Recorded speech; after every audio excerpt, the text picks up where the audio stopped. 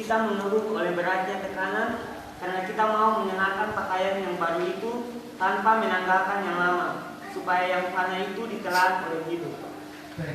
Kita mengeluh. Banyak orang dalam kehidupan baik itu rumah tangga, baik itu pribadi sebagai mahasiswa maupun juga sebagai pencari kerja, kita banyak mengeluh. Teman-teman kalau pergi ke mall, ke Matahari, ketika tes kemeja baru, tidak mungkin teman-teman pakai kemeja yang lama dipakai langsung dengan kemeja baru, pasti tidak muat. Pasti akan dilepas dulu kemeja yang lama, baru dipakai kemeja yang baru untuk dicocokkan apakah pas dengan ukuran tubuh saudara sekalian atau tidak. Kebanyakan banyak dari kita yang mengeluh. Banyak sebagai ibu rumah tangga banyak mengeluh.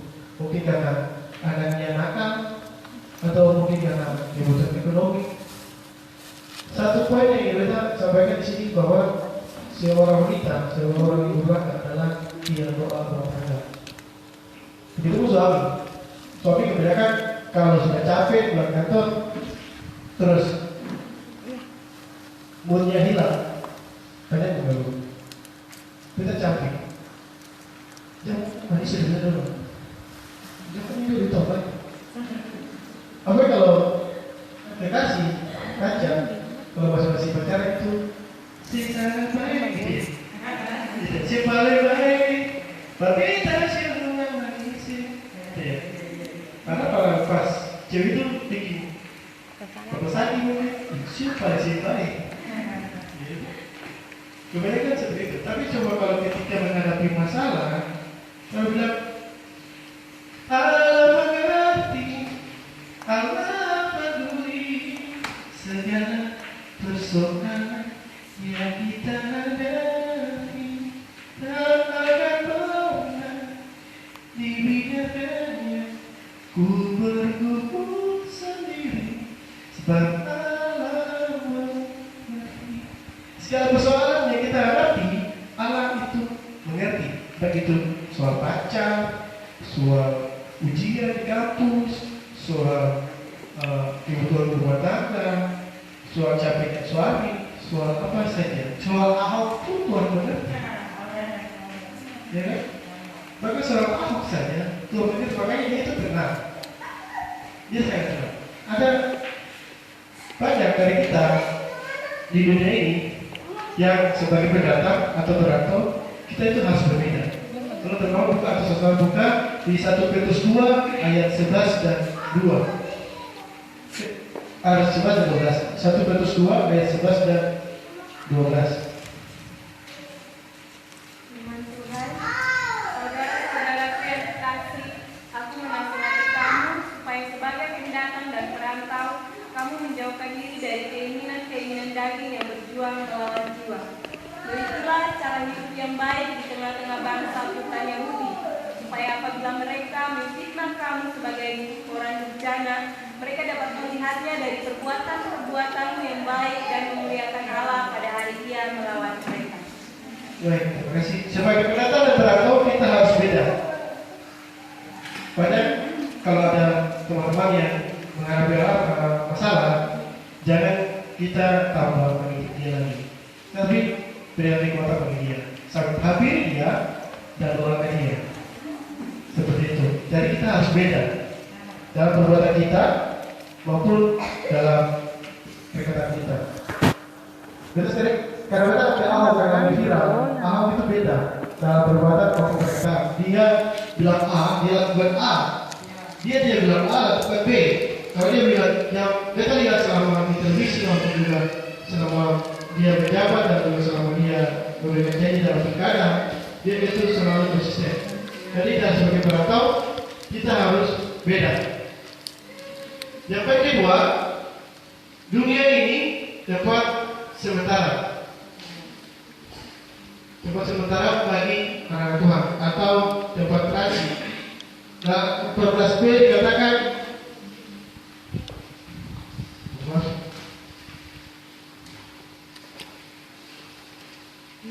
karena mereka bukan dari dunia, sama seperti aku bukan dari dunia. 2 kali Tuhan bilang, Mereka bukan dari dunia, sama seperti aku bukan dari dunia.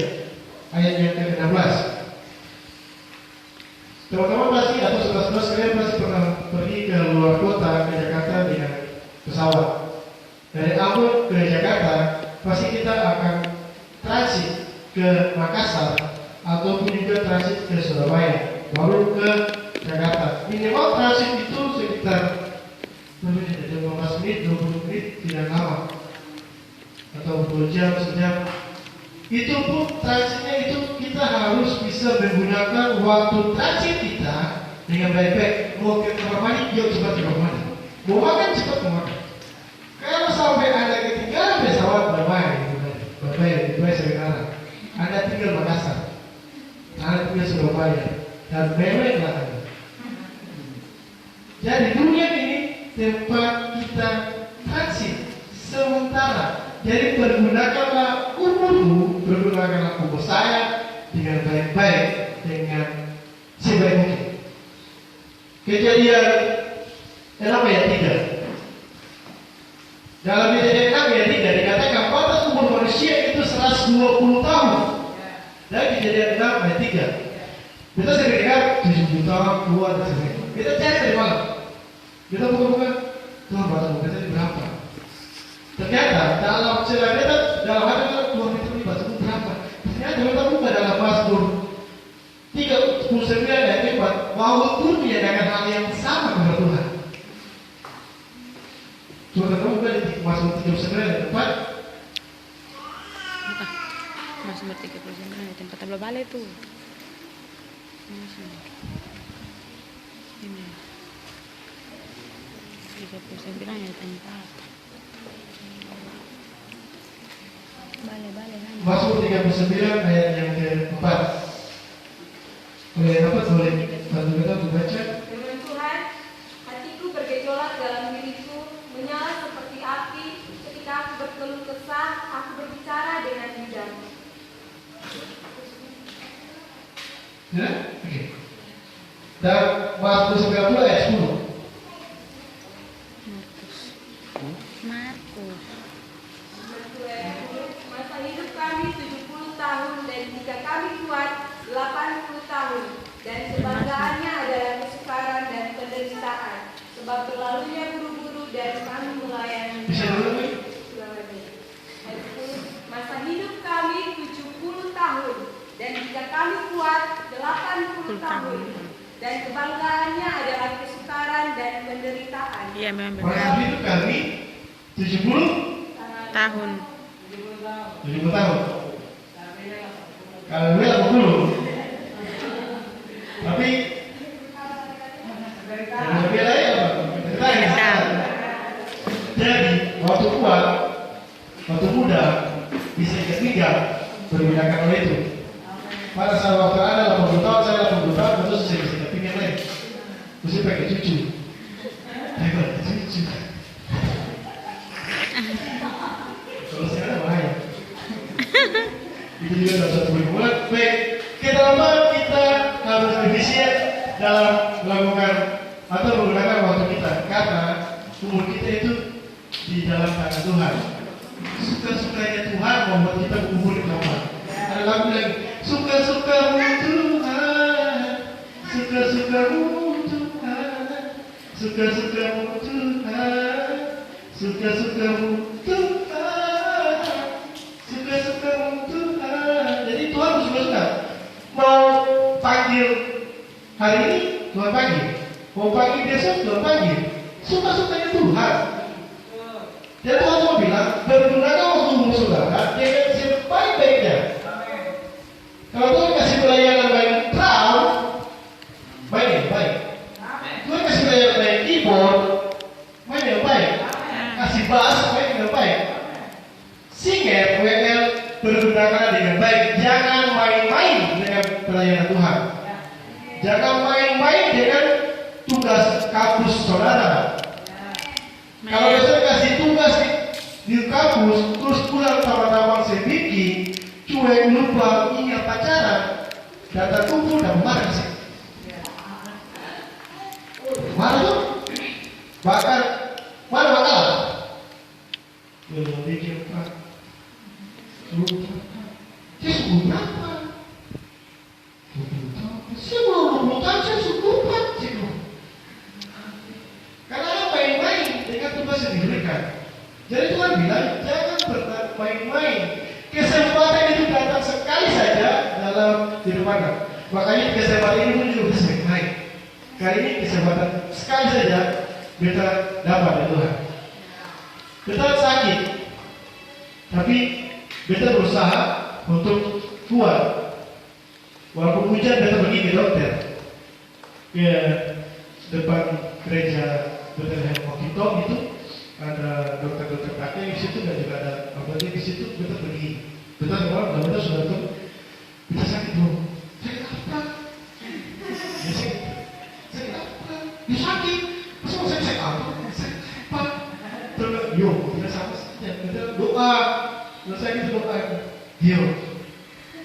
Kayak itu. Yo.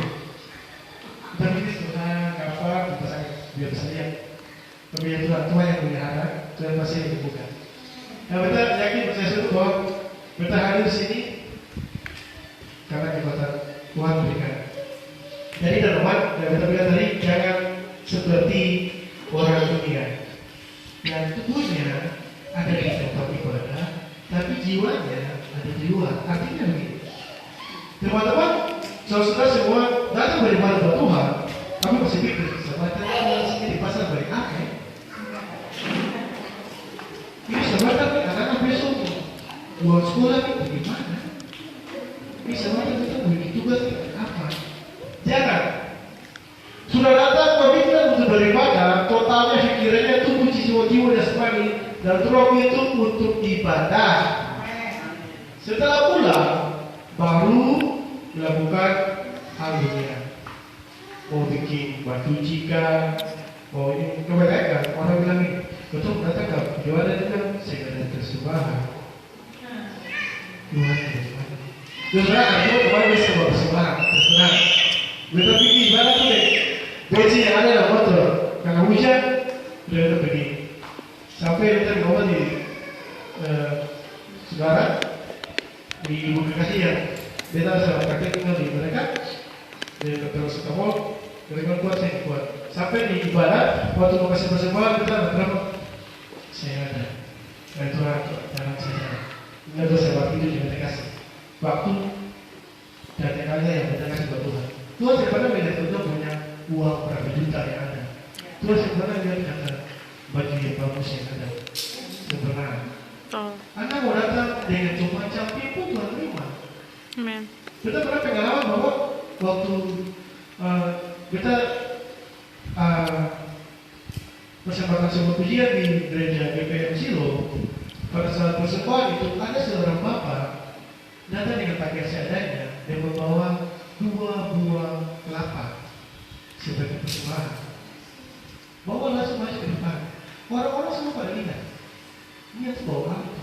Tapi ternyata mau kita tahu persembahan itulah yang Tuhan lihat dari hatinya, bukan barangnya Tuhan lihat, tapi niat kesungguhan hati, ketulusan hati yang Bapak itu bawa kepada Tuhan.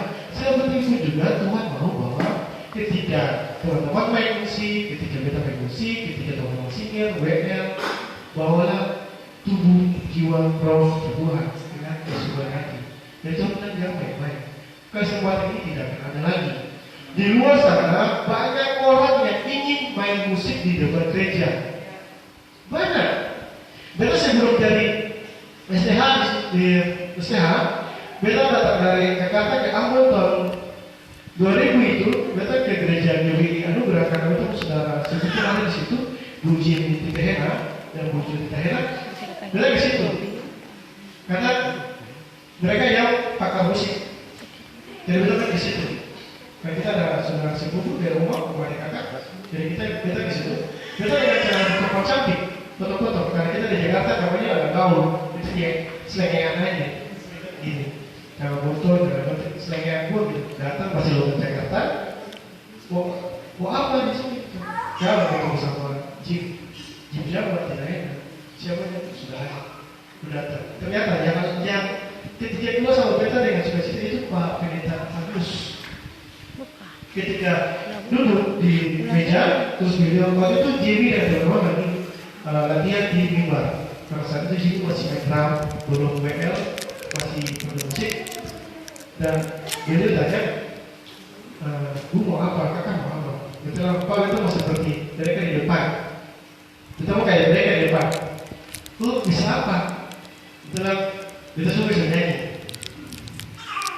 Ya udah terus nyanyi kita musik. Kita mau nyanyi. Terus kalau apa? Kita lagu favorit itu ya satu hari itu. Mau kasih tahu. Lebih baik satu hari di penasaranmu daripada 1000 hari di tempat lain. Memujimu, menyembahmu, kau layangimu dan menikmati semua kekurangan. Satu hari di gereja lebih indah daripada satu hari di diskotik. Beta dulu sebelum bertobat, sebelum 1999 itu di diskotik tok. Januari sampai Januari diskotik. Ini kasih cerita sebelum bertobat. Diskotik gele tahu, yang orang bilang sabu tahu, bom itu yang mana, ekstasi itu yang mana, segala jenis ekstasi kita tahu. Mau bilang Pak, salenteng, butterfly, segala macam udah tahu caranya gimana, rasanya 0102, caranya gimana, dia punya sebutan-sebutan bahan BO semua segala macam udah tahu. Tapi semuanya itu setelah satu hari kita di belakang Tuhan lebih indah dengan Tuhan daripada di diskotik. Firman ini Tuhan kasih berbeda ternyata untuk mengajar beta. Entrasi dulu gini. Saya tahu gini ya. Bahkan mungkin saudara saya semuanya teman-teman sih beta bergaya masih senang, ragu masih gondrong, masih belum itu. Makanya tadi waktu yang di poin kedua dunia ini tempat sementara atau poin pertama kita harus beda. Kembali lagi flashback di poin pertama itu anak dunia atau anak Tuhan jangan lagi dengar lagu dunia di hati. Kita semalam pas baca ini, pas kita sebenarnya masih poin bahwa refleksinya itu harus jadi contoh dan juga tidak boleh dengar lagu dunia terganggu terkait yang sifat yang baik. Karena soalnya beda, jiwanya beda. Soalnya beda banget soalnya, jiwanya beda. Kita itu bukan ke Tuhan ya, tapi kita ke manusianya. Dan kebanyakan harapan ke manusia itu sia-sia daripada harapan ke Tuhan. Jadi kita bilang, Tuhan terima kasih untuk firman yang Tuhan kasih. Kalau kita malam ini, bahwa ini juga kayak kita bawa lagu-lagu dunia ini, lagu ini kita akan hapus. Kita akan coba terima kasih Tuhan. Nanti yang kita sifat lagu wahai saja, mungkin untuk lagu-lagu latihan musik kita mencari sendiri. Yang ketiga, kita sebagai perantau dunia ini, yang tadi pertama adalah menjaga suci hati, kedua dunia di tempat sementara, yang ketiga kita akan dibenci di dalam dunia ini. Tuhan, teman-teman, saudara sekalian, Bapak Ibu sekalian, kita buka dan kita baca di Matius 10 ayat 16.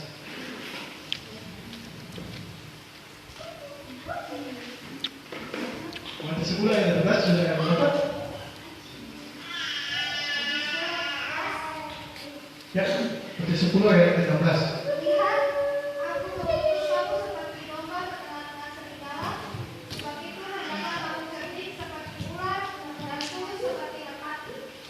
Kita akan dibenci.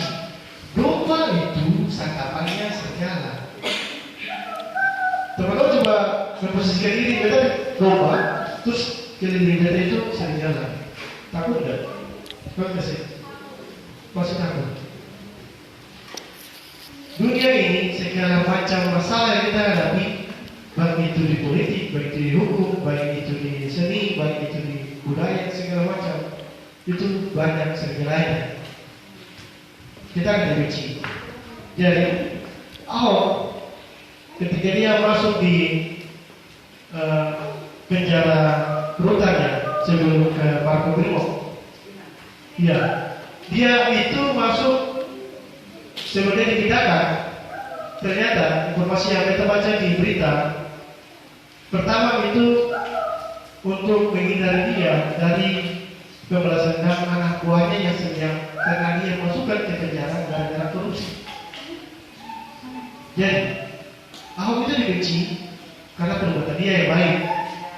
Kita ini dibenci karena perbuatan kita yang baik, karena Tuhan kita. Jadi dalam dunia ini kita akan dibenci. Tidak mungkin tidak. Jadi Tuhan bilang bersama kita di pagi hari ini, biar saudara sekalian bahwa kita harus siap-siap untuk dibenci. Tapi kita juga harus bijaksana. Jadi seperti ular, tunggu seperti merpati. Kenapa? Terlalu pasti ada yang pergi ke 1000 lilin. Ya kan? Pasti ada. Karena apa? Ketulusan hatinya itu loh. Pelayanannya kepada masyarakat itu yang begitu tulus sehingga membuat orang semua menjadi ibadahnya kasih kepada dia. Pribadinya itu yang kita lihat. Ya kan? Jadi begitu pun kita. Masa Ahok bisa, kita sih bisa, saudara sih bisa. Jadi walaupun kita dibenci, tapi kita harus tulus untuk mengasihi sesama kita. Kita harus tertib seperti ular dalam setiap kali bersosialisasi dengan sekitar kita. Ayat yang keempat atau yang terakhir, mohon maaf, mungkin agak sedikit cepat atau juga waktunya hanya sedikit saja, karena kita sistemnya praktis. Situlah kita ayat yang keempat yaitu kebencian dunia tidak menghambat berkat Tuhan. Amin. Kalau kita dan saudara dibenci oleh dunia, atau dibenci oleh saudara sendiri, atau dibenci oleh musuh, dibenci oleh siapapun, tapi kebencian mereka tidak akan menghambat berkat Tuhan bagi kita. Ya kan? Tidak akan pernah menghambat. Lihatlah contoh pada Sadrak, Mesak, Abednego. Kenapa mereka dibenci? Kenapa mereka dibenci oleh Raja Nebukadnezar? Karena apa? Karena mereka ini tidak tunduk dan tidak menyembah pada dewanya Raja Nebukadnezar, tapi mereka hanya tunduk dan menyembah kepada Allah yang Maha Kuasa. Walaupun kita dibenci, tapi berkat dari Tuhan Yesus itu tidak pernah terhalang oleh kebencian orang. Jadi contohnya sebagai perantau, jangan khawatir. Biasanya orang tua Ambon itu kalau anaknya mau merantau, pasti kasih wanti-wanti. Ya, yang disebut dasar itu disebut macam-macam. Yang pertama, ibu itu selalu bilang ini, doa. Ada apa-apa berdoa. Pasti gitu. Karena kita berdoa. Karena kita sendiri di Ambon, mama selalu kalau kita SMS mama atau telepon mama kita ada begini, kita ada begini. Tapi mama selalu berbicara jawabnya. Kalau kita ketemu masalah, terus kita saya bisa curhat masalah, kita curhat ke mama saja. Kita rumah ini ada begini, ada begini. Mama saya bilang lagi, masuk lagi. Berdoa nggak sih? Masuk lagi doa nggak sih? Iya. Ternyata dalam 1 minggu ini, 2 minggu ini kita lalai dalam doa. Segera doa. Karena doa itu nafas hidup orang percaya. Jadi kemanapun saudara pergi jangan lupa berdoa. Dimanapun, mau tidur, mau bangun, mau melangkah keluar, berdoa. Sebelum Anda turun kaki pertama ke lantai, selama Anda masih di tempat tidur, berdoalah. Berangkat. Karena itu sebelum kita masuk ke gereja sebagai melakukan suatu upah persembahan, pertama-tama kita harus doa persembahan sendiri setiap pribadi dari Tuhan. Karena doa orang percaya sangat kuat kuasanya. Besar kuasanya. Karena itu jangan berdoa. Kebencian manusia itu jangan pernah kita takut. Kita lihat di Ibrani 11 ayat 16. Ayat banyak. Ayat banyak.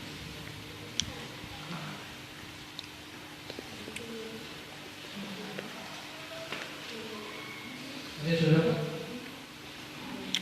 Firman Tuhan, tapi sekarang mereka merindukan tanah air yang lebih baik, yaitu satu tanah air surgawi. Sebab itu Allah tidak mau disebut Allah mereka, karena Ia telah mempersiapkan sebuah kota bagi mereka.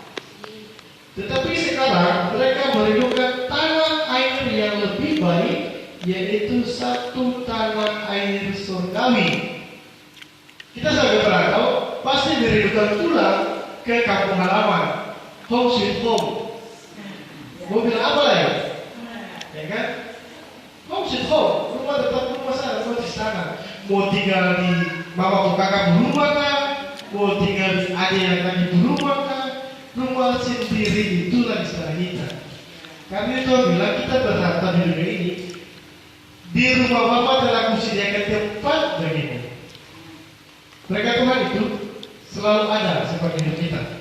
Jadi jangan khawatir. Yang itu Filipi 3 ayat 20. Ayat terakhir mungkin.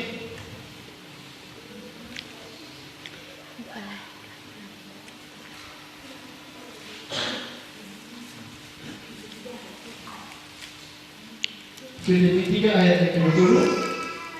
Karena keluarga kita adalah di dalam surga, dan dari situ kita membangkitkan Tuhan Yesus Kristus sebagai kehidupan. Karena keluargaan kita adalah di dalam surga, dan dari situ juga kita menantikan Tuhan Yesus Kristus sebagai juru selamat. Siapa sini yang mau jadi orang Israel? Kalau kita mau jadi warga negara surga, antara Israel dan surga, kita akan di surga. Karena itu jaminan keselamatan yang pasti dari Tuhan Yesus sendiri. Karena itu Tuhan bilang, mereka bukan dari dunia ini. Kenapa? Karena kita adalah keluargaan kerajaan surga. Amin untuk Tuhan di pagi hari ini. Semoga firman ini boleh diterima dan kita semua, Bapak Ibu sekalian, teman-teman pemuda dari hari ke hari. Terpujilah Yesus Kristus. Amin. Saya sekarang masuk